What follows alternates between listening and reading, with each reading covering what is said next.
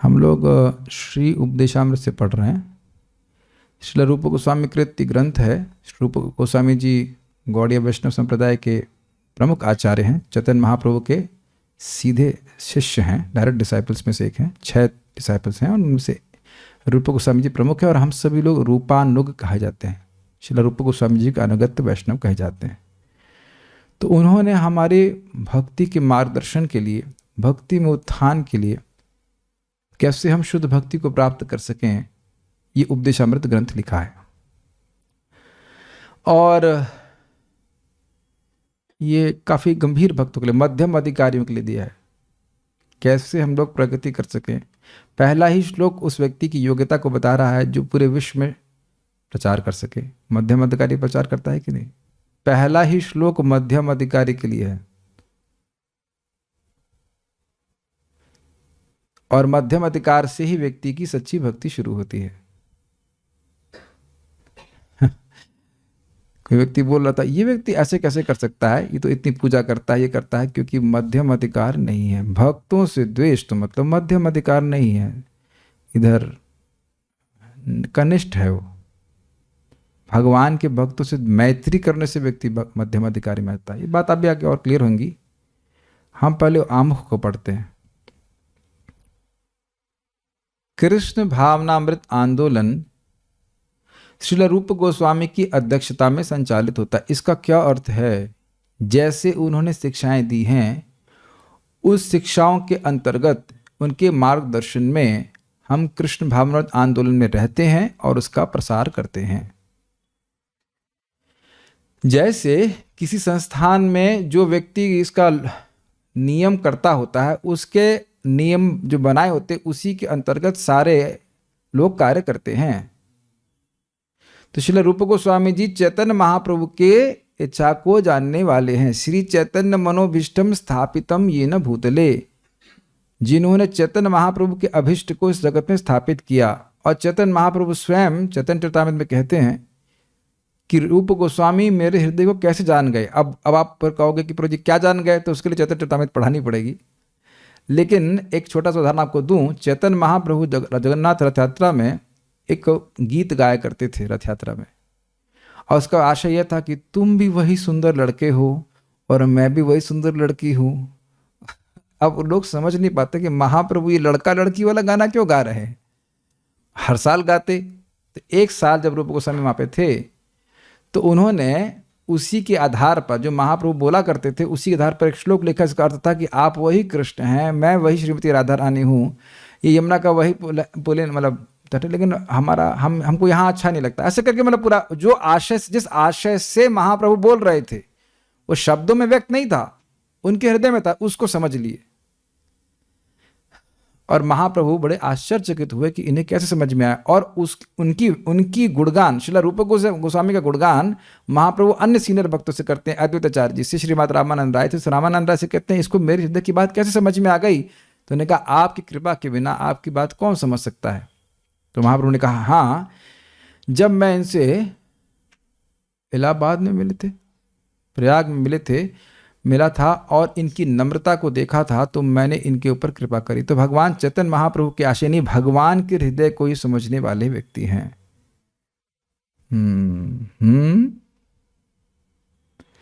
भगवान क्या सोच रहे हैं ये समझने वाले व्यक्ति हैं। जो सर्वज्ञ भगवान है वो क्या सोच रहे हैं अपने हृदय में, उसको श्रील रूप गोस्वामी समझने वाले हैं।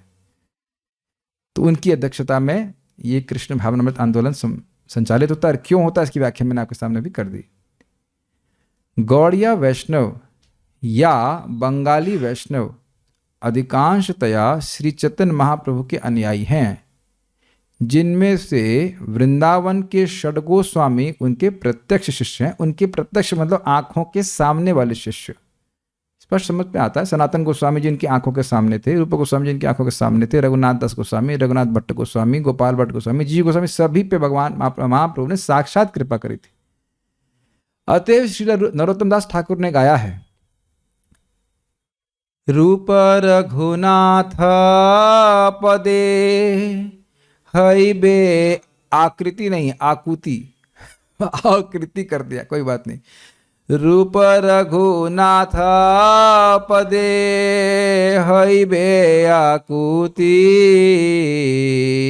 कबे हमा भुजा बोसे युगल प्रीति।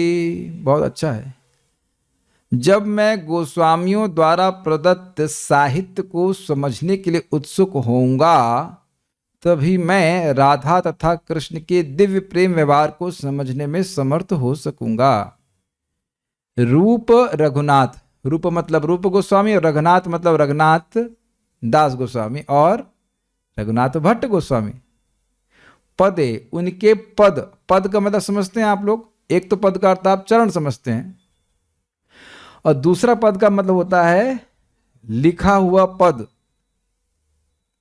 कविता, काव्य, रचना। हईबे आकुति मतलब कब मेरा इसमें, यहाँ पे बता रहा है उत्कंठा होगी, मेरा कब मेरा आकर्षण इनके गोस्वामियों के ग्रंथों को पढ़ने में होगा। कबे हम भुजबो से जुगल प्रीति, युगल मतलब युगल जोड़ा, भगवान श्री राधा कृष्ण, उनकी प्रीति को मैं कब समझ पाऊंगा। अर्थात बिना गोस्वामी ग्रंथों को समझे व्यक्ति श्री श्री राधा कृष्ण के प्रेम को नहीं समझ सकता। बहुत से लोग अपने लाल बुजक्कड़ गिरी के द्वारा इस जगत पे, लाल बुजक्कड़ गिरी आप तो समझते हैं, मतलब अपनी स्पेकुलेशन के द्वारा श्री श्री राधा कृष्ण के प्रेम को समझने का प्रयास करते हैं। मधुबन में कोई गाने लिख भी देते हैं, मधुबन में कृष्ण कभी अन्य गोपी से मिले तो राधा कैसे ना जले। अरे राधा रानी जलती नहीं है वो एक जो स्त्री की ईर्ष्या है उसका आरोपण वे राधा रानी में कर लगते हैं। और अद्भुत बात है कि जो I mean with all due respect congregation devotees होते हैं, वो हमने देखा है इसलिए बोल रहा हूँ, तो वो इस तरह गाने को बजा देते हैं और सोचते हैं कि ये कोई कृष्ण भावना भावित है, इसमें राधा का नाम आ गया तो अरे भाई राधा का नाम तो आ गया, लेकिन लिख क्या रहा है, वो बोल क्या रहा है, देखना होगा ना आपको। तो आप कहेंगे प्रभु जी कौन सा ग्रंथ पढ़ना है, गोस्वामी का कौन सा ग्रंथ पढ़ना है, उज्ज्वल नीलमणि या कृष्ण करणामृत? नहीं, उपदेशामृत। पहले अपनी इंद्रियों को स्वयमित करना सीखें मैं सीखूं, उसके बाद उच्चतर या और डेप्थ की बातें समझ में आएंगी। ये प्रपात भी बोलने वाले हैं। पहले व्यक्ति अपनी इंद्रियों को संयमित करना सीखे। क्या हम इसको बाईपास कर सकते हैं? नहीं कर सकते, कोई नहीं कर सकता। मैं नहीं कर सकता, आप नहीं कर सकते, कोई नहीं कर सकता, यदि हम भक्ति में प्रगति करना चाहते हैं। तो अब ये जरूर हम कह सकते हैं कि भक्ति में इस जन्म में प्रगति नहीं करना चाहते, देन इट्स फाइन। लेकिन अगर भक्ति में प्रगति करना चाहते हैं तो सारी इंद्रियां संयमित करनी पड़ेंगी। कूर्मो अंगानीव सर्वशः, सारी इंद्रियों को रिलीज कर देंगे और उसके बाद कहेंगे कि भगवान का प्रेम मिल गया, तो ना, नहीं मिल सकता। कूर्मो अंगानीव सर्वशः, कूर्मो अंगानीव सर्वशः। कछुआ भी खतरा देख करके सारे अंगों को अंदर घुसा लेता है, सारी ज्ञानेंद्रियां और सारी कर्मेंद्रियों को घुसा लेता है अंदर। लेकिन इंसान थोड़ा समझ नहीं पाता इस बात को। Is it okay? तो पहला गोस्वामी ग्रंथ हमको जो समझना है वो क्या है? उपदेशामृत। और इसको लोग नहीं सुनना चाहते हैं क्योंकि इंद्रिय संयम करना जीव को अच्छा नहीं लगता है, लेकिन उसके लिए वही चीज अच्छी है। श्री चैतन्य महाप्रभु का प्रादुर्भाव मानव समाज को कृष्ण विज्ञान का वरदान देने के लिए हुआ। भगवान कृष्ण के समस्त कार्यकलापों में सबसे उत्कृष्ट हैं गोपियों के साथ उनके माधुर्य प्रेम की लीलाएं। श्री चैतन्य महाप्रभु गोपियों में श्रेष्ठतम श्रीमती राधा रानी के भाव में प्रकट हुए। अतएव भगवान श्री चैतन्य महाप्रभु के जीवन कार्य को समझने तथा उनके पदचिन्हों का अनुगमन करने के लिए हमें 6 गोस्वामियों श्री रूप सनातन भट्ट रघुनाथ, श्री जीव गोपाल भट्ट तथा दास रघुनाथ का अत्यंत गंभीरता पूर्वक अनुसरण करना चाहिए। तो स्वाभाविक सी बात है कि ये उपदेशामृत ग्रंथ किन लोगों के लिए है? गंभीर छात्रों के लिए। मैं भी बहुत गंभीर हुआ नहीं हूं, हम तो ईमानदारी से बोल रहा हूं। गंभीर हुआ नहीं, गंभीर होने का प्रयास कर रहे हैं। गंभीर का मतलब ये नहीं कि एकदम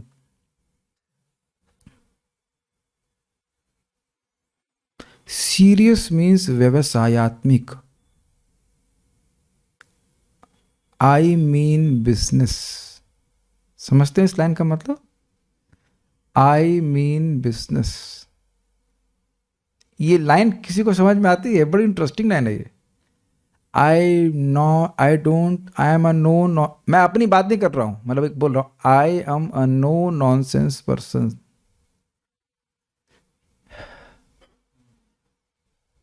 आई एम, मैं अपनी बात नहीं कर रहा हूं, मैं बोल रहा हूं गंभीरता का मतलब क्या होता है? फिक्स्ड ऑन द गोल, व्यवसायत्मिका बुद्धि। मैं इसीलिए रोज पढ़ता हूं और पढ़ाता हूं ताकि गंभीरता आ जाए। बहुत बहुत महत्वपूर्ण बात आज महाराज समझा रहे थे, परम पूज्य वृंदावन चंद महाराज, कि जिनका हृदय शुद्ध है, ध्यान से सुनिएगा, जो भगवान का अनुभव करते हैं, उनकी वाणी को सुनने से हमारे चित्त पे प्रभाव होता है। सबने समझ लिया? ये जब भी हम पढ़ रहे हैं वो किसके शब्द हैं? श्रील प्रभुपाद जी के, और उपदेशामृत तो रूप गोस्वामी जी के हैं ही। समझ में आ रहा है ना? प्रभुपाद जी ने जो शब्द बोले हुए हैं यहाँ रिकॉर्डेड हैं, और उनकी श्रद्धा, उनकी श्रद्धा अत्यंत उच्च कोटि की है, शुद्ध महाभागवत हैं, और उनके शब्द उनकी श्रद्धा से समन्वित हैं, युक्त हैं। मेरी बातें समझ में आ रही? तो जब हम सुनते हैं तो चाहे जीव कितना भी भोग में पड़ा हो, उसके लिए यह एक मुक्त जीव के द्वारा उक्त उक्तियां, शब्द हमेशा ही लाभप्रद हैं, उसके बंधन को काटने वाले हैं। हम सब लोग पढ़ रहे हैं, इसका मतलब ये नहीं कि हम लोग सब, एटलीस्ट मैं अपनी बात कर रहा हूं, कि हम परफेक्ट हो गए हैं, लेकिन बार बार सुनने से व्यक्ति अपने आप को ट्रैक पे वापस लेके आता है। हवाई जहाज का ट्रैक हमेशा गलत ही होता है प्रायः, फिर भी पहुंच जाता है वो, क्योंकि लगातार अलाइन करता रहता है। मैं फिर से रिपीट करूं, समझ में आया? हवाई जहाज एकदम रोड की तरह एकदम सीधे नहीं चलता है, लेकिन लगातार अलाइन करता रहता है। इवन आपकी कार भी, आप कार चलाते हो, थोड़ा लेफ्ट ऐसे ऐसे हिलती रहती है, लेकिन आप बार बार उसको अलाइन कर देते हैं। एक और एग्जांपल आप समझ लें, धुंध वाला एग्जांपल जानते हैं? मुझे बस कुछ साल पहले ही पता चला कि दीवार, वो जो रोड होती है उस पर वाइट मार्कर क्यों लगाते हैं। जो लोग गाड़ी चलाना जानते हो तो जानते होंगे, मुझे कुछ साल पहले ही पता चली कि भाई जब धुंध हो जाता है तो धुंध में आगे कुछ नहीं दिखाई पड़ता, केवल जो वाइट मार्कर बीच में रखते हैं, क्या बोलते हैं, डिवाइडर बोले, जो भी बोलते हैं, वो देख करके व्यक्ति अपना अगला स्टेप आगे बढ़ा लेता है। तो हो सकता है हमारे चित्त में धुंध समझते छा जाए, कुछ समझ में नहीं क्या करना है, लेकिन बारंबार जब प्रभुपाद जी ग्रंथों को पढ़ेंगे तो वो धुंध छटेगी, हमको समझ में आएगा अगला स्टेप क्या करना है। बहुत सुंदर इसी पे एक और भक्त बता रहे थे, चैतन्य चरण प्रभु, समटाइम्स दिस एब्सोल्यूट डार्कनेस, पूरा अंधकार है, लेकिन अगर आपके पास एक छोटी सी कैंडल है या जो भी थोड़ी सी टॉर्च है, उससे यद्यपि आप पूरा अंधकार नष्ट नहीं कर सकते हैं, लेकिन अपने अगले स्टेप को निर्धारित कर सकते हैं। ब्यूटीफुल एग्जाम्पल नहीं? तो अगर रोज कृष्ण भावनामृत को आप ग्रंथों को पढ़ते रहेंगे तो बहुत सारी परेशानियां आएंगी जरूर, लेकिन मन आपका स्थिर हो जाएगा, मन विचलित नहीं होगा, हम लोग भक्ति से च्युत नहीं होंगे। इसलिए हम शास्त्र पढ़ रहे हैं। हम या पांडित्य ना तो पंडित हूं, ना पंडित बनने की एस्पिरेशन है। कैसे मैं कल हरे कृष्ण मंत्र जप कर सकूं, भगवान की भक्ति में आगे बढ़ सकूं, ये हमारा प्रयोजन होता है शाम को पढ़ने का। Is it all very clear? यहां कोई एग्जाम नहीं लिया जाएगा, एग्जाम कल सुबह लिया जाएगा।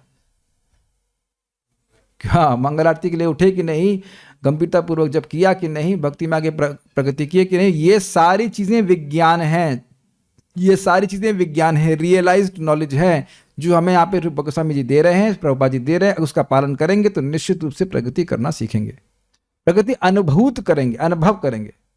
ऐसा नहीं कि सीखेंगे, प्रगति होगी। तो आपको और कोई सेमिनार करने की जरूरत नहीं कि भक्ति में प्रगति कैसी होगी, इसको पढ़ते जाइए, अप्लाई करते जाइए और देखिए प्रगति होती चली जाएगी।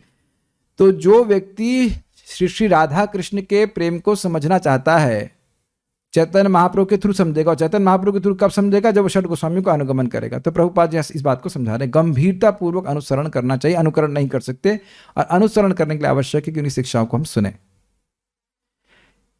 ये उपदेशामृत का क्लास नंबर के लिए नहीं है, वैदिक ज्ञान नंबर इकट्ठा करने के लिए नहीं है, पेपर छापने के लिए नहीं होता है, अंतःकरण की शुद्धि के लिए होता है। भगवत गीता में हम सुनते आए हैं कि नहीं? ठीक है। इसमें सारी बातें एप्लीकेशन की ही होंगी, और हम सब लोगों को मेरे को पूरा जीवन लग जाएगा उसको अप्लाई करने में, लेकिन जब भी अप्लाई करना शुरू करेंगे देखेंगे भक्ति का उत्साह बढ़ जाएगा। श्रील रूप गोस्वामी सभी गोस्वामियों के नायक थे। अब अद्भुत बात यह कि सनातन गोस्वामी बड़े हैं, लेकिन फिर भी श्रील रूप गोस्वामी जी को नायक कहा जा रहा है।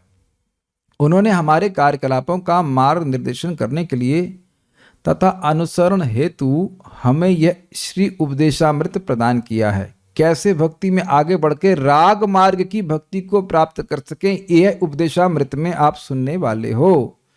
मैं आप लोगों को दिखाऊंगा कि देखो यह है साधना भक्ति, और देखो ये है राग भक्ति। ये दिखेगा, राग मार्ग का इंजेक्शन भी लगाया जाए अगर इंजेक्शन लग सकता है तो ये ग्रंथ तो अब कब समाप्त होगा? जब समाप्त होगा। हम बड़े चैन से पढ़ना चाहते हैं, बहुत दिन हो गया, बहुत साल हो गए पढ़े हुए दोबारा इसको, और भक्तों के साथ पढ़ने में बड़ा आनंद आता है, तो उसको हम जरूर पढ़ना चाहते हैं।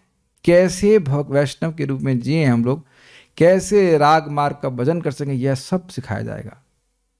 जिस प्रकार श्री चैतन्य महाप्रभु अपने पीछे शिक्षाष्टक नाम से 8 श्लोक छोड़ गए थे, उसी तरह श्री रूप गोस्वामी ने हमें श्री उपदेशामृत प्रदान किया है, जिससे हम शुद्ध वैष्णव बन सकें। अब इससे अधिक कुछ चाहिए? ठीक है, कुछ व्याख्या की जरूरत है इससे? Okay, that explains the importance of this book. शुद्ध प्योर डिवोटी कैसे बन सकें, यह 11 श्लोकों में बताया है। पारायण करने में और याद रखने में कोई कठिनाई होगी नहीं। बाथरूम में स्नान करते करते ये पारायण हो जाएगा। पानी लाओ भी स्नान करके तो नहीं दिखा सकता हूं, लेकिन कोई जरूरत नहीं, लेकिन हम तो कर लेते हैं। स्नान करना शुरू किया उतने में 11 श्लोक हो जाते हैं। स्नान किया, कब बॉडी पूछा, जब तक रूम में पहुंचा तब तक हो गए 11 श्लोक। लेकिन याद नहीं रहता है याद करने के लिए, नहीं तो हो जाता है। गाते गाते गाते, जैसे मैंने गवाया था, गाते गाते गाते गाते आपको पूरे श्लोक याद हो जाएंगे। बहुत अच्छे श्लोक है, उसके द्वारा हम शुद्ध वैष्णव बन सकें। That means you don't need the 12th shloka to become a pure devotee, that is his potency. You don't need, आपको 12वां श्लोक नहीं चाहिए शुद्ध वैष्णव बनने के लिए। कभी सोचा इस तरह से कि इतना टाइट है उपदेशामृत, मतलब इन द सेंस कि इतना सब कुछ कवर कर लेगा, सब कुछ कवर कर लेगा, जो भी भक्ति में प्रगति करने के लिए चाहिए सब कुछ कवर कर लेंगे रूप गोस्वामी जी। आपको और कोई ग्रंथ मार्गदर्शन के लिए नहीं चाहिए। कैसे शुद्ध भक्त बन सकते हैं, एकदम स्पष्ट बताया गया है। समस्त आध्यात्मिक कार्यों में मनुष्य का पहला कर्तव्य अपने मन तथा इंद्रियों को वश में करना है। हम लोग सोचते हैं कि कुछ नई बात सुनने को मिलेगी, लेकिन नई बात सुनने को नहीं मिलती है। मात्र स्पर्शास्तु कौन्तेय शीतोष्ण सुख दुखदा आगाम पायिनो नित्यास ताम तितिक्षस्व भारत। मात्र स्पर्श, तन मात्रा के स्पर्श से सुख दुख जो प्राप्त होता है उसको सहन करना सीखो। और सहन कर लेंगे तो क्या होगा? यम ही नाव्यथ्यन्ते ते पुरुषम पुरुषर्षभा समा सुख दुखम धीरम सोमृतत्वाय कल्पते। जो इस सुख दुख को सहन कर लेता है, व्यथित नहीं होता, तो वह अमृतत्व को प्राप्त करने का योग्य बन जाता है। बात वही आ रही भगवद गीता की। यहाँ पे हम इस इल्यूजन में, मैं इस इल्यूजन में नहीं रह सकता हूं कि मैं इंद्रियों को और मन को खुला छोड़ दूं और फिर भी कह लूं कि मैं आध्यात्मिक व्यक्ति हूं। आप किसको प्रीचिंग कर रहे हैं? मैं अपने आप को बोल रहा हूं। इसे इंग्लिश में शेक्सपियर पढ़े आप लोग? शेक्सपियर में से कहते हैं सॉलिलोक्वी। इंग्लिश में सॉलिलोक्वी को मतलब व्यक्ति अपने से ही बात कर रहा है। कभी किया आप लोगों ने से बात, अपने से बात? अकेला होता व्यक्ति तो सोचता रहता है ना तो उसको बोलने लग जाए तो उसे कहते हैं सॉलिलोक्वी। क्या मैंने सही किया, क्या मैंने से किया? मुझे पता था ये बहुत कठिन है, मेरे से नहीं होता है। This is too difficult, is it not? कितना कहता स्वीट नहीं खाएंगे, स्वीट तुरंत आ जाती है, उसके बाद सारा एक भक्त बोल रहे थे कि हमको, हमसे पेट में नहीं पचता है, क्या कुछ ऐसे दवा दो कि हमको जो कोई बोले हमारे पेट में पच जाए। बोले प्रभु जी आपको ब्रह्मचर्य का पालन बहुत अच्छे से करना है तो आपको मीठा छोड़ना होगा, आपको सुस्वादु प्रसाद ग्रहण नहीं करना होगा। तो मैंने उत्तर बोला थैंक यू, मैंने ये नहीं कहा कि मैं इसको पालन कर पाऊंगा ना, कि प्रसाद ग्रहण करना है। कभी कभी तो मीठा मिलता है, आज तो इच्छावृत्ति मिला भी नहीं। अब मान लो तहरी खा रहे हैं या रोटी खा रहे हैं, वो दाल चावल खा रहे हैं, वो अच्छा लग रहा है, वह भी त्याग के अब बॉयल सब्जी खाएं, तो इतना तो मेरे से होगा नहीं। तो कहीं से तो इंद्रिय संयम शुरू करे भाई, कम से कम बाहर की जलेबी नहीं खा रहे हैं, ये बहुत है। At least there has to be some control over mind and senses. योगः इंद्रिय संयम्य, सुनाई पड़ रहा है, योगः इंद्रिय संयम्य। योग का मतलब है इंद्रियों का संयम। अब समझ में आ रहा है चैतन्य चरितामृत का वो सेंटेंस, जैसे ही लखा हीरा की सारी इंद्रियां संयमित हो गईं, तुरंत प्रेम प्रकाशित हो गया। श्रीला नारद जी को 4 महीने में कृष्ण प्रेम मिल गया। 4 महीने से तो अधिक ही भजन कर रहे हैं ना आप लोग। मैं where we are doing wrong.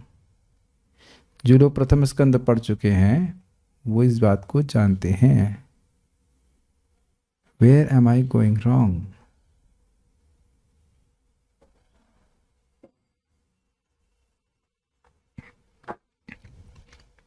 लक्का हीरा को भी तो उसी जन्म में कृष्ण प्रेम मिल गया। उससे तो हम सबका रिकॉर्ड अच्छा ही है ना। और माया हमको क्या बोलती है, तुम इस जीवन में कृष्ण भावना भावित नहीं हो सकते हो। बहुत सुंदर बात सचिनंदन महाराज बता रहे थे, ये घटना सुनिए, बहुत सुंदर बात। मन के हारे हार है और मन के जीते जीत सुना है आपने। अगर मन में हार गए तो व्यक्ति हार गया, और अगर मन में जीत गया तो मन में जीत गया, जीत जाता है व्यक्ति। तो कह रहे थे कि देखिए हाथी को पकड़ते कैसे हैं। छोटा हाथी पकड़ लिया उन्होंने और उसके पाँव में बेड़ी डाल दी, और जब वो खींचता है तो उसको दर्द होता है। तो अब ऐसा करते करते वो बड़ा होता जाता है, लेकिन उस बेड़ी को तोड़ नहीं पाता है क्योंकि दर्द होता है। तो अब वो जब बड़ा हो गया तब भी वो सोच रहा है कि मैं इस बेड़ी को नहीं तोड़ सकता, जबकि वह तोड़ सकता है। बात बहुत गंभीर है। आत्मा बुद्धि के भी परे है, मन के भी परे और इंद्रियों के परे है। लेकिन आप देख रहे हैं ना, जब यहाँ बोला जा रहा है तो हम कठिनाई का अनुभव कर रहे हैं कि मन इंद्रियों को हम पूरी तरह वश में कैसे कर सकते हैं, अर्थात मन और इंद्रिय की जकड़ को हम पूरी तरह से कैसे तोड़ सकते हैं। देख रहे हैं, मानते हैं कि नहीं बात। आप देख रहे हैं ना, हम सभी लोग अपनी बुद्धि के भी परे हैं। यो बुद्धि परतस्तु सह, है ना, हम सभी लोग आत्मा हैं। और अब देखिए कि जब मन और इंद्रियां हमें दबाती तो हमें लगता है कि नहीं, इनके बिना, इनको संतुष्ट किए बिना मैं कैसे रह सकता हूं। Is it not. इसीलिए पहला कर्तव्य है मन और इंद्रियों को संयमित करना। क्या आप लोग समझ पा रहे हैं इस बात को? Very interesting. जितना मन को और इंद्रियों को हम संयम करेंगे उतना ही उनकी ग्राहक शक्ति बढ़ जाती है। ग्राहक समझते हैं, कैचिंग पावर, और वो भगवान से उद्भूत सुख को अनुभव करने लगती हैं। तो इसीलिए, क्योंकि सबसे पहले आध्यात्मिक जीवन में महत्वपूर्ण क्या है, मन और इंद्रियों को संयमित करना, इसीलिए पहला श्लोक है वाचो वेगम मनसा क्रोध वेगम इत्यादि। इसके बिना, इस गेट को पार किए बिना अंदर नहीं घुस सकते हैं उपदेशामृत के। नेक्स्ट पढ़ते हैं, मन तथा इंद्रियों को वश में किए बिना कोई भी व्यक्ति आध्यात्मिक जीवन में प्रगति नहीं कर सकता है। छोड़ नहीं रहे प्रभुपाद, इज इट नॉट। जैसे इस रूम में दरवाजे को बंद कर दिया जाए तो अब कोई प्रवेश नहीं, क्योंकि खिड़की तोड़ करके घुस जाऊंगा, ऐसा नहीं होता है। तो ये पहला श्लोक है उपदेशामृत का, वह क्या है, दरवाजा है आध्यात्मिक प्रगति का। कोई भी, what ever his designation, what ever his उपाधि, उसकी उपाधि चाहे कोई भी हो, आध्यात्मिक जीवन में प्रगति नहीं कर सकता। बहुत हैवी श्लोक हैं, आप लोग चाहो तो हम क्लास रोक भी सकते हैं, हमें कोई आपत्ति नहीं है, और अगर सुनना चाहते हैं तो फिर हम कंटिन्यू कर सकते हैं।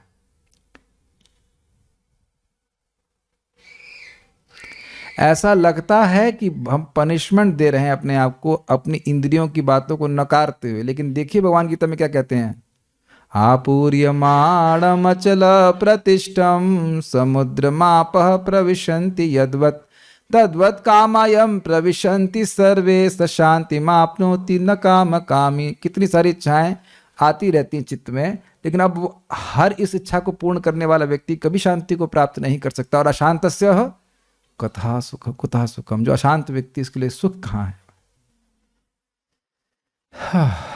कोई भी देखिए, आध्यात्मिक जीवन में प्रगति भगवान की प्रसन्नता पर निर्भर करती है। बाह्य रूप से व्यक्ति किसी भी आश्रम में रहे, लेकिन आंतरिक रूप से वह इंद्रिय तृप्ति में संलग्न हो सकता है, चाहे वो स्थूल हो चाहे वो सूक्ष्म हो। और अगर ऐसा कर रहा है तो वह प्रगति नहीं कर पाएगा कृष्ण भावना में। बाहर के लोग हमको the outside people see us from outside in and Krishna sees us from inside out. बाहर के लोग हमको बाहर से अंदर देखते हैं और भगवान अंदर से बाहर देखते हैं। भगवान देख रहे हैं कि कितनी मात्रा में इस व्यक्ति की इंद्रिय संयमित हुई है। भगवान से कोई चीटिंग नहीं कर सकता। तो इंद्रियों और मन को वश में किए बिना कोई भी व्यक्ति आध्यात्मिक जीवन में प्रगति नहीं कर सकता। इस भौतिक जगत में प्रत्येक व्यक्ति रजोगुण तथा तमोगुण में लिप्त रहता है। अब प्रभुपाद जी समझा रहे हैं कि इंद्रियों और मन को संयमित करने में दिक्कत क्या आती है, और दिक्कत यह है कि हमारा चित्त रजोगुण और तमोगुण से लिप्त रहता है। रजोगुण क्या करता है, क्या श्लोक है भगवत गीता का, अभी श्लोक याद नहीं आ रहा है, मतलब उसका अर्थ यह है कि इच्छाओं से बांध देता है, और तमोगुण जो है वो पागलपन, निद्रा, आलस्य, प्रमाद। निद्रा मतलब सोने से, आलस्य समझ रहे हैं, और प्रमाद मतलब पागलपन से बांध देता है। और रजोगुण व्यक्ति को लालसा से बांध देता है। जगत में व्यक्ति ये प्राप्त करना चाहता है, वो प्राप्त करना चाहता है, जितना प्राप्त करता है उसके बाद भी संतुष्ट नहीं होता। तो ऐसे रजोगुण और तमोगुण से लिप्त रहता है। लिपटा समझते हैं, लेप दिया जाए वैसा व्यक्ति है, अंदर और बाहर लगातार वह दुख भोग रहा है, लेकिन दुखेशु सुख माने ना, ये स्थिति हम सबकी है। तो अब फिर क्या करें, मनुष्य को शील रूप गोस्वामी के उपदेशों पर चलते हुए अपने आप को सत्व गुण के पद तक ऊपर उठाना चाहिए। तभी आगे उन्नति करने के लिए प्रत्येक रहस्य स्पष्ट हो जाएगा। अब ये सब बातें मैंने अपने प्रवचनों में कई बार बोली हैं, और मैं जानबूझकर थोड़ा धीरे से बोल रहा हूं, क्योंकि देखिए, यहां जब तक व्यक्ति के चित्त में सतोगुण नहीं होता, उसके चित्त में आध्यात्मिक ज्ञान प्रकाशित नहीं होता। सत्वात् संजायते ज्ञानम रजसो लोभ एवच। हाँ, अब आ गया भगवान याद नहीं लाते टाइम से। सतोगुण के द्वारा ज्ञान की, आत्मज्ञान की वृद्धि होती है, और रजोगुण के द्वारा लोभ होता है, काम होता है। काम ऐसा क्रोध ऐसा रजोगुण समुद्भव। व्यक्ति अपनी पहचान देह से करने लगता है। ये लाइन बहुत सुंदर है। शीला रूप गोस्वामी के उपदेशों पर चलते हुए अपने आप को सत्व गुण के पद तक ऊपर उठाना चाहिए। आप यहां देखें, जो प्रभुपाद भाषा इस्तेमाल कर रहे हैं, उससे स्पष्ट इंगित होता है कि व्यक्ति को अपना दायित्व स्वयं लेना होगा। गत 2 वर्षों से हम जूम पे जब करवा रहे हैं, तो लोगों को, बहुत से लोगों को उठा रहा था। अब मैंने उठाना बंद कर दिया है। 2 साल में व्यक्ति को समझ लेना होगा कि उसे खुद कैसे उठना है। इसीलिए देखिए, सुबह आया, जपा टॉक दी और निकल गए मंदिर जप करने के लिए। 2 साल में तो व्यक्ति को खुद उठना सीख लेना चाहिए ना। I think most of the devotees are doing it already, so I'm happy. लेकिन किसी भी व्यक्ति को विद्या सीखने के लिए खुद उत्साहित होना चाहिए। अध्यात्म विद्या का तो कहना ही क्या। Do you agree? लोग जिम जाते हैं, क्रिकेट सीखते हैं, बहुत सारी चीज़ ना। बहुत प्रसिद्ध बात है, कपिल देव ने बोला था। कपिल देव जी बोलते हैं, कपिल देव मतलब भगवान वाले कपिल देव नहीं, जो कपिल देव इधर हैं क्रिकेटर, बोलते हैं 3 बजे उठने का समय नहीं, स्टेडियम में आने का समय होता है। That's amazing. Is it make sense to all the devotees?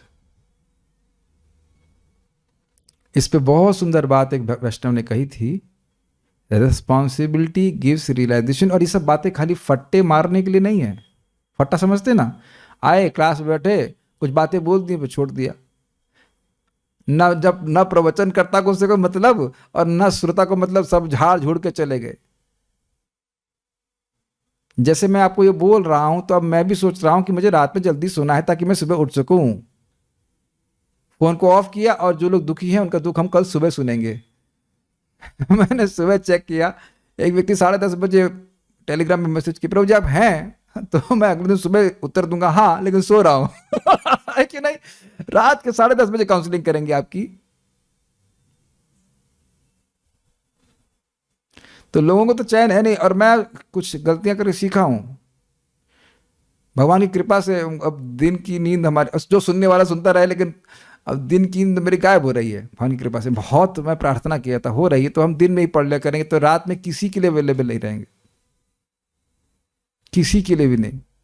Only me and my sleep, so that I can sleep nicely and wake up nicely.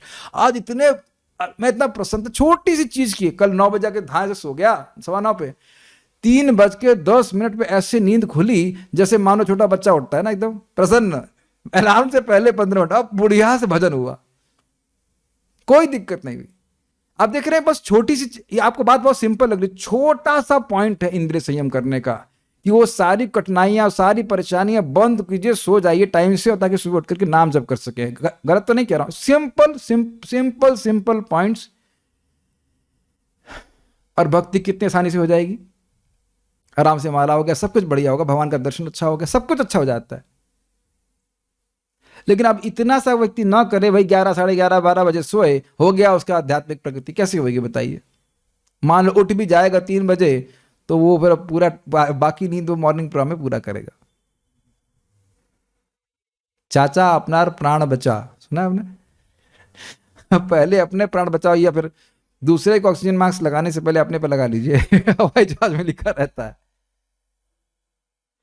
यही बात परम पूज्य भक्ति रसामृत महाराज मुझको बताया। हमने कहा आपके नाम में रुचि कैसे मिलेगी? कहते हैं देखिए, आप सत्वगुण की वृद्धि कीजिए, उसके लिए समय से खाइए, समय से सोइए। जब सत्वगुण की वृद्धि होगी, आपको नाम में रुचि अपने आप प्राप्त होगी।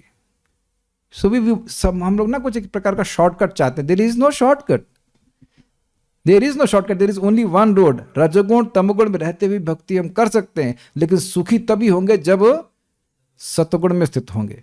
और इस बात को बहुत स्पष्ट रूप से भागवत में बोला गया, तदा रजस तमो भावा काम लोभ दयश्च ये चेतेर एतेर अनाविद्यम सतम सत्वे प्रसिद्धति। भगवान के बारे में सुनते रहने से, भागवत सुनते रहने से रजोगुण और तमोगुण नष्ट होता है। और तदा रजस तमो भावा काम लोभ दयश्च, इनका प्रभाव क्या दिखता है? काम और लोभ ये नष्ट हो जाता है, कम हो जाता है। चेतेर एतेर, इनके द्वारा चित्त अनाविद्ध हो जाता है। स्थितम सत्वे प्रसिद्धति। मान लो कि 2 बाण हैं और चित्त में लगे हुए हैं, हृदय में लगे हुए हैं, तो कहेंगे तहरी खाइए। तहरी मतलब नमकीन चावल और खीर मोहन, अच्छा लगेगा आप लोगों? बाण लगा हुआ है तो कौन व्यक्ति अब खाने का आस्वादन कर पाएगा? इसीलिए कह रहे अनाविद्ध, बाण निकल के। कौन से 2 बाण? तमोगुण और रजोगुण। तो अब व्यक्ति शुद्ध सत्य में स्थित होकर के खुश होकर के भजन करेगा। जो व्यक्ति खुश होकर भजन करेगा वो कभी भक्ति नहीं छोड़ेगा। पहले बात ध्यान से सुन लीजिए, भक्ति में आना कठिन, भक्ति में बने रहना कठिन, और भक्ति में खुश बने रहना सबसे कठिन। फॉर्मूला सीख रहे हैं? मैं इसके आगे बाद में जाऊंगा, पहले समझने का प्रयास कीजिए। जब तक हृदय में सत्वगुण वृद्धि वृद्धि नहीं होती है, बोला जाएगा, हम हाँ हाँ हाँ हाँ करते रहेंगे, लेकिन समझ में नहीं आएगा। मानव जीवन का एकमात्र लक्ष्य भगवान की प्राप्ति है ना? सब लोग मानते हैं ये बात? सब लोग रियली मानते हैं इस बात को? शक्लें देख लो सबकी में। अच्छा अच्छा ठीक, हाँ बड़े जोर से sir.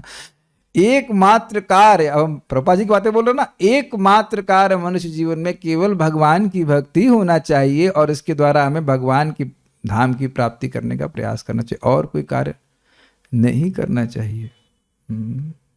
Yes Prabhupada, yes yes. Aman क्या बोला है? नो नो, अभी नहीं, अभी नहीं। हाँ सही है, लेकिन अभी नहीं, है कि नहीं? सी, आप देखते हैं रजोगुण तमोगुण का प्रभाव है कि इतना दुख होने के बाद भी लगता नहीं कोई तो तरीका होगा जिससे हम इससे थोड़ा सुख निकाल लें, ये बैम्बू को चूस करके अंत में जरूर हमको क्या गन्ने का रस मिलेगा, मिलेगा पक्का पक्का मिलेगा। आया नहीं इन लोगों को समझने में, बांस को पेरना नहीं आया, हमने बांस को पेरने की नई टेक्निक निकाली है और वो बिल्कुल हमको सुख मिलेगा। तो अब आप समझ गए, पहली चीज आपको जो टारगेट है वो क्या है? सत्वगुण की वृद्धि करनी है। और ये बहुत छोटी छोटी चीजों पर निर्भर करता है, क्या पहनते हो। जीन्स पैंट पहनने से रजोगुण तमोगुण बढ़ता है। अब उसके लिए तलवार मत निकल रही है मेरे सामने, मैं इसे करने वाला नहीं हूं कि, लेकिन जीन्स पैंट पहन करके आपके सामने क्लास नहीं दे सकता हूं, मैं इतना बेशरम नहीं हूं।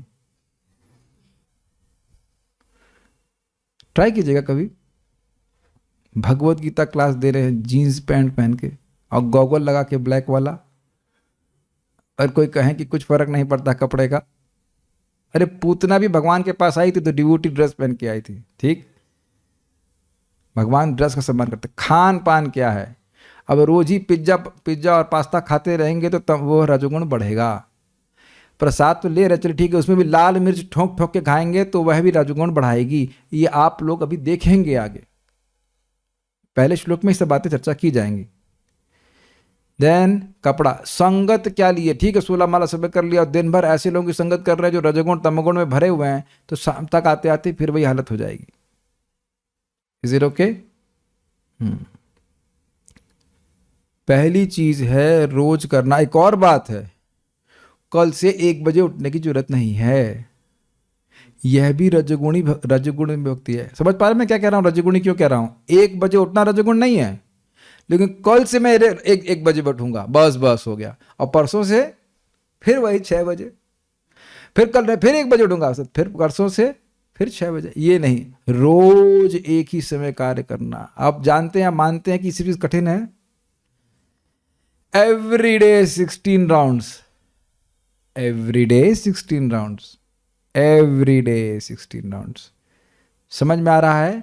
रोज करना, रोज करना। ये पनिशमेंट नहीं है।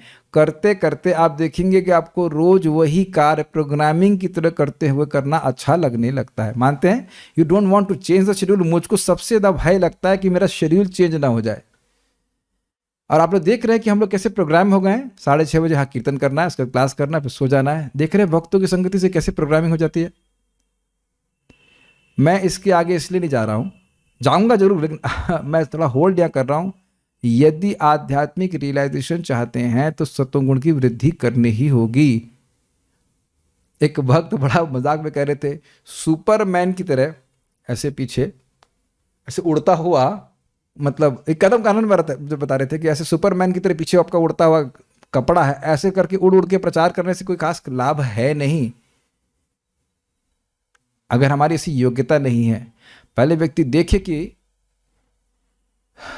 सत्वगुण की वृद्धि हो रही नहीं। ये मैं बता रहा हूं, ये बहुत टफ होता है। कितने लोग यहाँ पे आश्रम आके ज्वाइन किए, मतलब मंगल आरती रोज जाना होगा, हाँ प्रभु जी, रोज क्लास आना होगा, हाँ प्रभु जी, और करते करते वो बेचारा छोड़ देता है। It's just not easy for new people. अगर हम करते रहेंगे तो निश्चित रूप से सत्वगुण की वृद्धि होगी। Is it all okay? आप लोग को सबको अनुभव होगा कि शुरुआत में बातें समझ ही नहीं आती हैं, मन लगता ही नहीं है क्लास में। फिर धीरे धीरे आपको तुरंत वो बातें कैच करने लग जाते हैं आप, और फिर भूल जाते हैं। उसके बाद आगे जाके आपको देखेंगे कि चित्त उन बातों पे रिफ्लेक्ट करने लगता है। और आपको एक और बात बताऊं, आप समझ पाते हो कि वो साधु क्या बोल रहे थे। वो सही बोल रहे थे, लेकिन शुरुआत में व्यक्ति समझ नहीं पाता है। जैसे जैसे चित्त में सत्वगुण बढ़ता है, वह उस बात की सत्ता को समझ पाता है जीवन में। अब देखिए, मैं जैसे बातें बोल रहा हूं, ये लोग जो साधना कर रहे हैं वह मेरी बात तुरंत समझ जाएंगे। जो नए व्यक्ति वो समझ नहीं पाएंगे, मैं बहुत समझेंगे कि मैं बहुत एब्स्ट्रैक्ट बोल रहा हूं, लेकिन आप सब लोग समझते होंगे मैं क्या कह रहा हूं, नहीं? ये उपदेशामृत एक तरह से न्यू डिवोटीज के लिए नहीं है, एक तरह से नहीं है।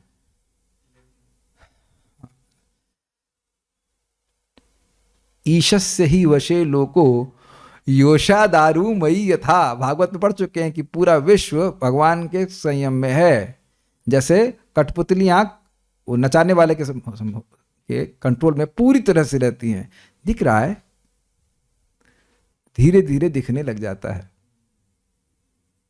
ठीक है, बहुत कुछ कह सकता हूं, अब आगे बढ़ेंगे इसको। तो एक सब बात भूल जाओ। पहली क्या बात आपने सीखनी है कि आध्यात्मिक प्रगति के लिए इंद्रिय और मन का संयम करना है, और रजोगुण तमोगुण से ऊपर उठ करके सतोगुण में अपने को स्थित करना है। सीखना है खुद से कि मैं सतोगुण में कैसे स्थित हो सकूं। ये क्लियर हो गया है? आगे बढ़ते हैं। ये लाइन बहुत ही अद्भुत है।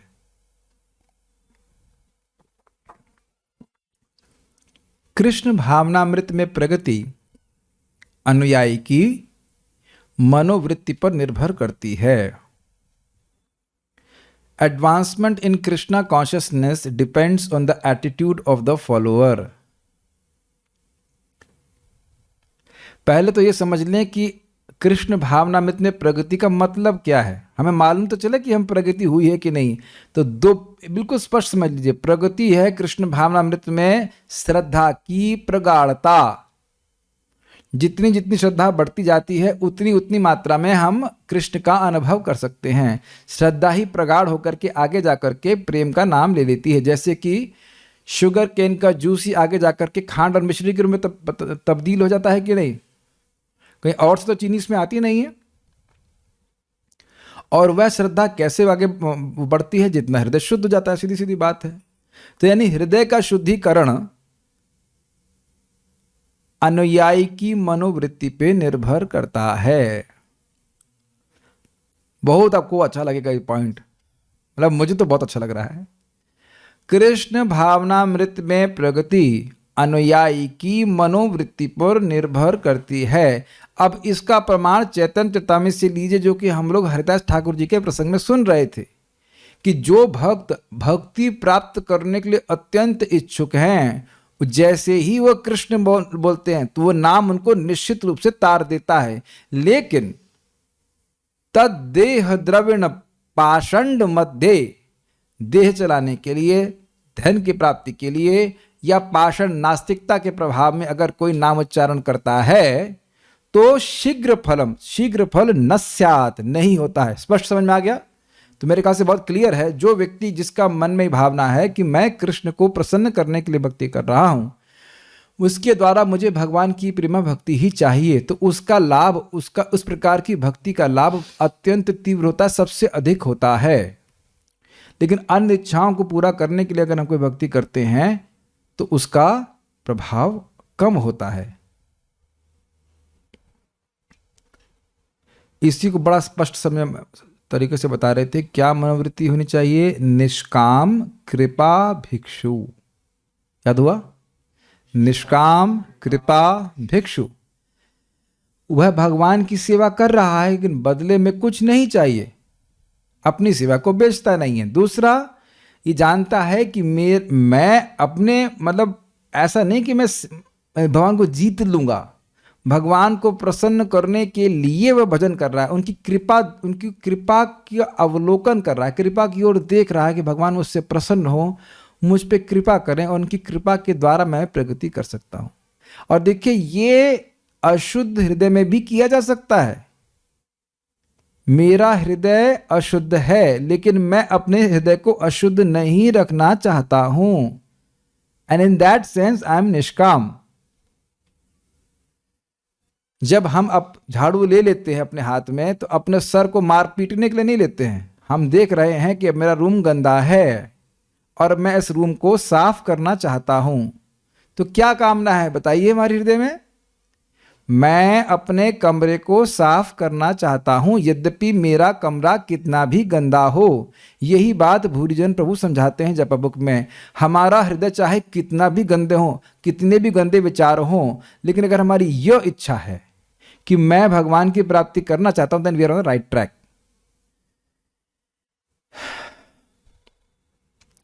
और ये कोई कठिन नहीं है, सुन करके केवल अभ्यास करने की बात है, स्वीकार करने की बात है कि मैं कृष्ण का दास हूं। कल तक जो कुछ भी हुआ, आज से मैं भगवान श्री कृष्ण की शरणागत हूं। यही बात भगवान भागवत में बोलते कि मेरा भक्त भोग में प्रवृत्त भी हो जाए, उसको उसमें रुचि नहीं होती है। वो जानता है कि सब भोग ये दुख के कारण है, लेकिन फिर भी परित्यागे पिनीश्वरे, फिर भी इनका परित्याग नहीं कर पाता है।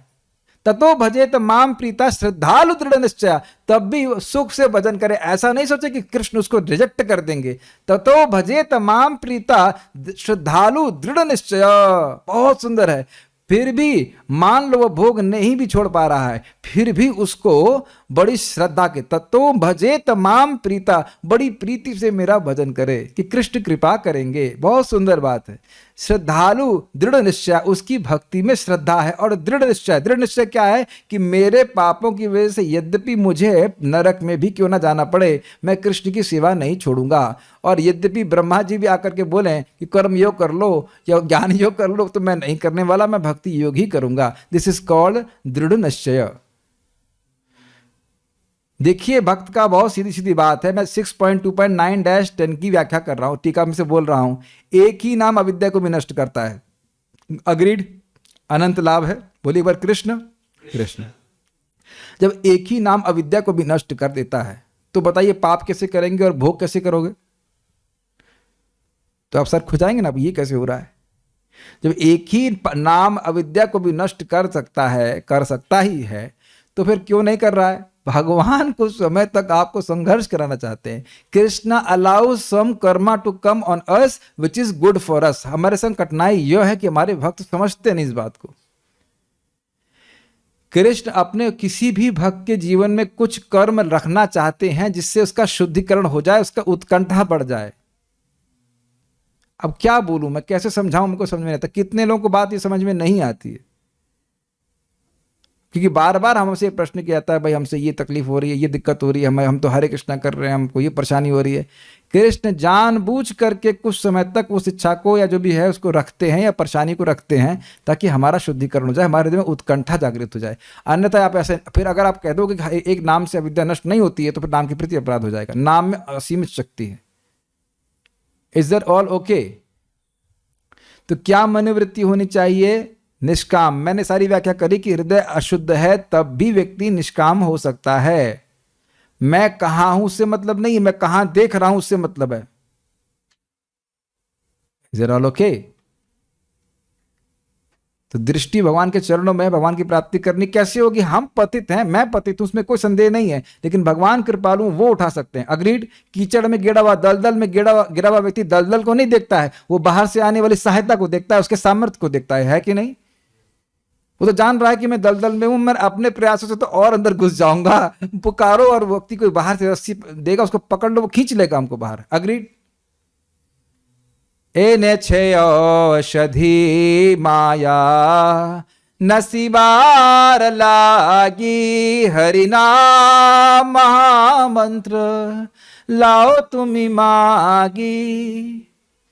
बहुत सुंदर भजन है। यह तुम्हारे लिए अविद्या से निवृत्त होने के लिए तुमको दवा दे रहा हूं, हरे कृष्ण मंत्र। महाप्रभु बोल रहे हैं। तो रस्सी फेंकी जा रही है, हम करते रहेंगे और निश्चित रूप से दलदल से, कर्म के दलदल से बाहर निकलेंगे। कलिलम व्यतितरिष्यति यदा ते मोह कलिलम बुद्धिम व्यतितरिष्यति तदा कंतांस निर्विदम श्रोतव्यस्य श्रुतस्य च। बहुत सुंदर से श्लोक है भगवद गीता का। तो क्या मनोवृत्ति होनी चाहिए? निष्काम। भगवान, हम बहुत, हमारा हृदय अशुद्ध है, लेकिन हम आपकी, I want to please you, may this offering be pleasing to you. चाहे वो भोग की हो, भोग से मेरा मतलब खाने की हो, या आप कुछ कीर्तन कर रहे हैं, या आप कथा कह रहे हैं, या और भी कोई सेवा कर रहे हैं। दिस सिंपल इंटेंशन, कृष्ण आप इससे सुखी हो जाएं, और आप ये मन में बोलिएगा। आप भोग बना रहे हो, खाना बना रहे हो भगवान के लिए, भोग लगाने के बाद कृष्ण आपकी वस्तु है, आप इससे प्रसन्न हो जाएं, ये बोलिएगा। आप देखिएगा कि बोलते बोलते भाव आने भी लगता है। Make sense to all the devotees? Means it, I think it just makes sense. एक बात और मैं कहना चाहता हूँ, हम लोग कई बार इस बात को बोले हैं कि कोई व्यक्ति भगवान के पास आता है और कहता है, भगवान मैं बहुत समय से आपको भूला हुआ हूँ, मैं अब आपकी शरण में आया हूँ, मैं आपका सिंसियर सीरियस भक्त हूँ, मुझे आप अपनी शरण दीजिए। तो भगवान तुरंत उसको माया से मुक्त करते हैं।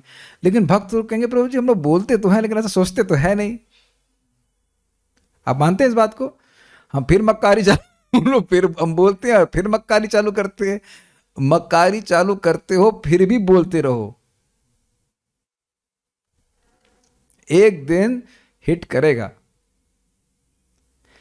श्री राधा गोविंदा प्रेमे सदा ये न भासी। तो शुरुआत में नहीं रेजोनेट करता है, लेकिन गाते रहेंगे गाते रहेंगे गाते रहेंगे तो एक दिन आता है। ए निवेदन धरो सखी अनुगत करो, सेवाधिकार दिया करो निज दासी। तो बोलते बोलते बोलते वो आपके हृदय में प्रवेश कर जाएगा। शुद्ध भक्तों की तरह लिखा गया है।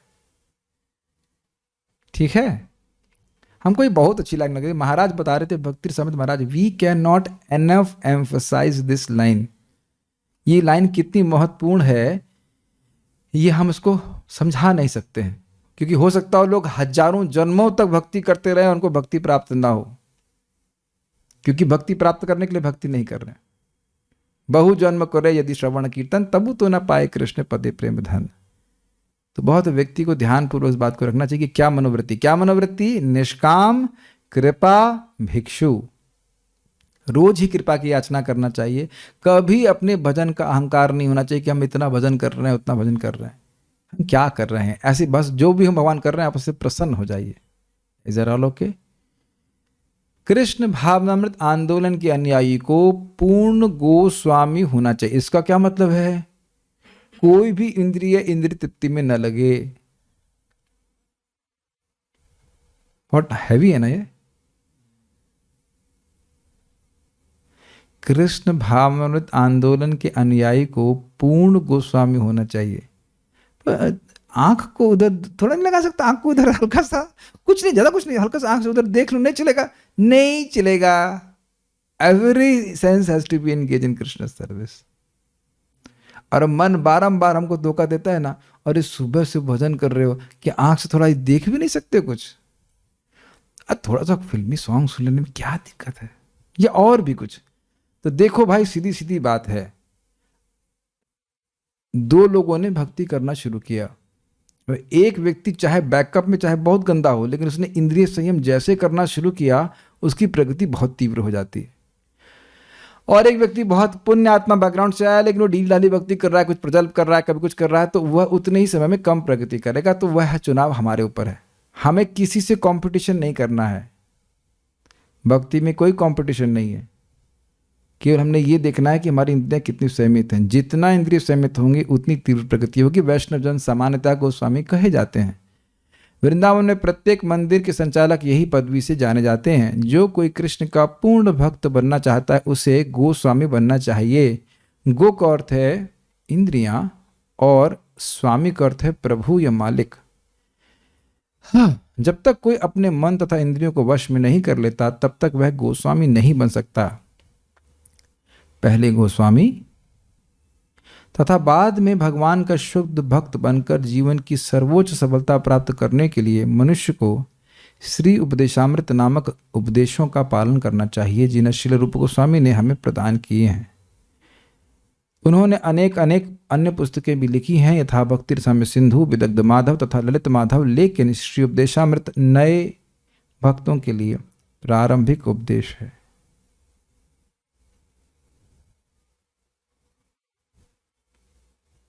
और हम लोगों को ये लग रहा है कि ये, अभी हमने क्लास में बोला ना कि नए भक्तों के लिए नहीं है, तो कितना नया होगा उस पर निर्भर करता है।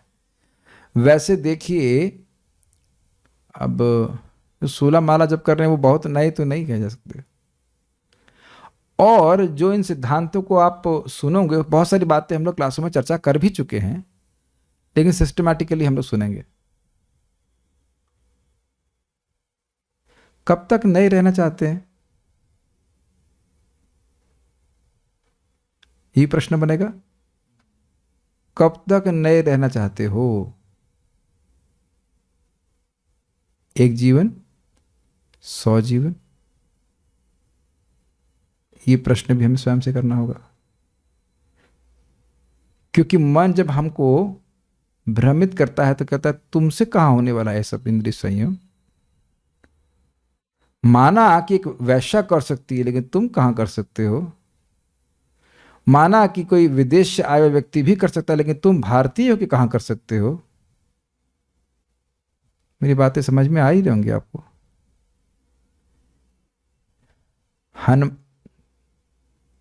हनुमान जी की तरह सबकी शक्तियों को याद दिलाया जा रहा है।